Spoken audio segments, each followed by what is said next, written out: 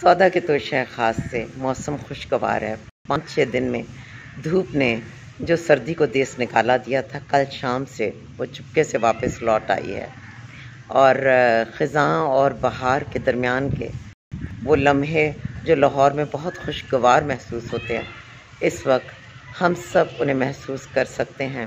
लेकिन बदकिस्मती से हमारा इंतज़ार तवील तर होता चला जा रहा है कि पाकिस्तानी अवाम और इस मुल्क के लिए भी बहार आएगी। अवाम ने तो ख़ज़ां को देश निकाला दे दिया था वोट के ज़रिए, लेकिन क्या है कि जिनके पास ताकत है वो ख़ज़ां को जाने ही नहीं दे रहे। वो तो बहार को रोकने का हर सामान किए बैठे हैं, हथियारों से लैस, साजिशों से लैस। लेकिन कानूनी कुदरत है, बहार को तो आना ही आना है। लेकिन इस वक्त बात करना चाहूँगी लियाकत चड्ढा साहब की।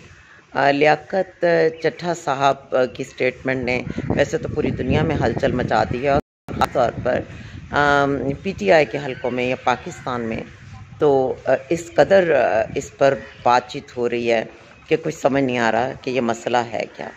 लेकिन एक चीज़ जिसके तरफ वास्ट मेजॉरिटी जो है वो इशारा कर रही है और उन्हें शकूक व शुबहात हैं उन साहब की सच्चाई को लेके, तो उसकी एक वजह भी है। उसकी एक वजह ये कि वो शुरू से इस मुल्क के तमाम रूल्स रेगुलेशंस को बाईपास करते आए हैं। उनकी प्रमोशंस, उनकी पोस्टिंग्स, उस सब में ताकतवर हलकों की सपोर्ट रही है।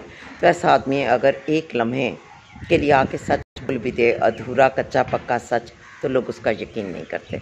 मगर इससे एक और चीज़ पता चलती है कि नेकी को, अच्छाई को हमें हर लम्हा अपने साथ ऐसा रखना चाहिए कि वो हमारी साख बन जाए, वो हमारा एक पर्सनालिटी का लाजमी ट्रेट बन जाए। अदरवाइज़ जो चीज़ अचानक होती है उसका किसी को यकीन नहीं आता, बल्कि कई बार तो हमें खुद को भी यकीन नहीं आता। सो चड्ढा साहब जिन रास्तों से होते हवाते इस मकाम तक पहुँचे हैं कि कमिश्नर रावलपिंडी बने हैं, और इतनी अहम जो पोस्टिंग है वो यकीनी तौर पर बड़ों की आशीर्वाद के बगैर मुमकिन नहीं, तो वहाँ पर उनका यकीन जो है वो खासों हम में कोई करने को तैयार नहीं। लेकिन 1% हम मान भी सकते हैं, क्योंकि इंसानी जहन बहुत पेचीदा और उससे भी कई गुना ज़्यादा गहरी उसकी रूह है।